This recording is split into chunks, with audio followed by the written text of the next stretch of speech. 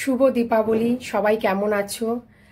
আর আজ কালী পুজো, সবাই ভালো থাকো, সুস্থ থাকো, আর বাজি হতে খুব সাবধান। আর তোমরা যে বাজি ফুটাও কিন্তু কুকুর বিড়ালকে একটু খেয়াল করো, কারণ আজকের দিনে তো ওরা পশু, ওদের গায়ে লাগলে বুঝতেই তো পারছো কি হতে পারে। মোমবাতি এসব ধরাতে হয়, নিশ্চয়ই তোমরাও বাড়িতে সবাই করো। আর আমার তো আজকে অনেক জায়গাতেই মোমবাতি প্রদীপ দেখাতে হবে, যেমন মন্দির, শিব মন্দির, কালী মন্দির, এমনকি আমার বাড়ির ভেতরে তুলসীতলা। আর তাই ভাবলাম, আর আজকের দিনে আমাদের মধ্যে চিড়ে মাখা আর ঘুগনি খেতে হয়, রাতে ভাত খেতে নেই। তাই ভাবলাম আজকে তোমাদের সঙ্গে একটু শেয়ার করি। এখন এই যে দরজার সামনে 5টা প্রদীপ দিয়ে আমাদের সামনে দিতে হয়, এটাই।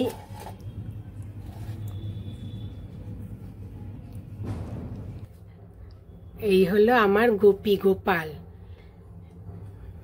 আর ওই আমার মা লক্ষ্মী, বাবা ভোলানাথ, সব ঠাকুরই আমার আছে ঘরে মোটামুটি।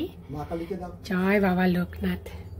আর এই হলো আমার মা, আমার শাশুড়ি মা। এই মাকে প্রতি বছর মানে উপাস করে পুজো দিত, আর উপাস করে পুজো দিত, সব ভোগ ঠোক রান্না করে দিত। কিন্তু আমি শাশুড়ি মরে যাওয়ার পর আমি আর এটা তুলিনি, কিন্তু মাকে মালা ঠালা পরিয়ে আজকের দিনে পুজো দিই।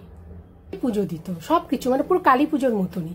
কিন্তু এছাড়া আমি শাশুড়ির সব নিয়মই পালন করি, কিন্তু মানে উপাস করে ভোগ রান্না করে যেমন কালী পুজো, সেটা আমি এখনো তুলিনি। দেখা যায়। এই হলো গোপী। গোপীকে আমি যখন পুজো দিই, সিংহাসনে থাকে পুজো দেওয়ার সময়, আর সিংহাসন থেকে যখন পুজো হয়ে যায়, যখন ওকে ঘুম পাড়াবো, তার খাট হচ্ছে এই হলো আমার গোপালের খাট। গোপালকে এখানে আমি ঘুম পাড়াই। আমাদের পাড়ার মায়ের মন্দির।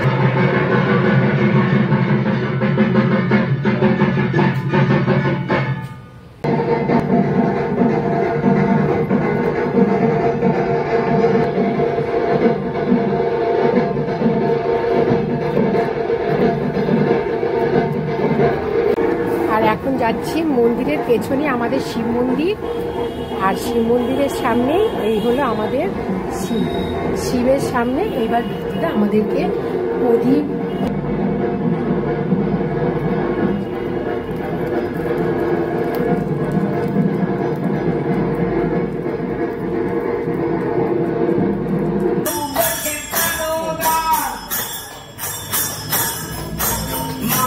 এখানে এখন প্রদীপ জ্বালাবো।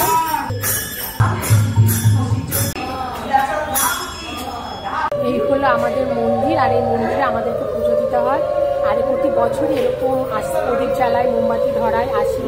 আর এখানে কিন্তু আজ না, প্রতিদিনই এরকম আরতি হয়, যে আরতি করায় সে আরতি দেখতে আসে। আমার খুবই ভালো।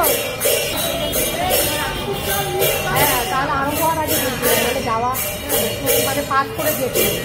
3টের সময় অমাবস্যা লেগেছে আজকে।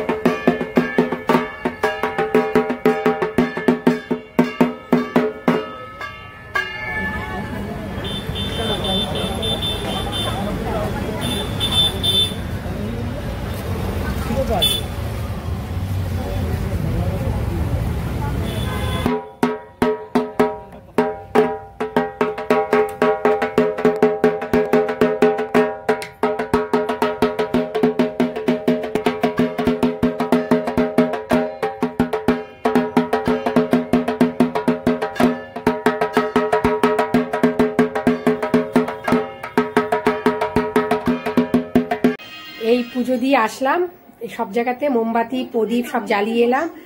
আর তাহলে ভিডিওটা আমি এখানেই শেষ করি, পরে আবার কথা বলবো। টাটা সবাইকে। আর তোমরা সবাই ভালো থেকো কিন্তু, আর পুজোতে এনজয় করো খুব।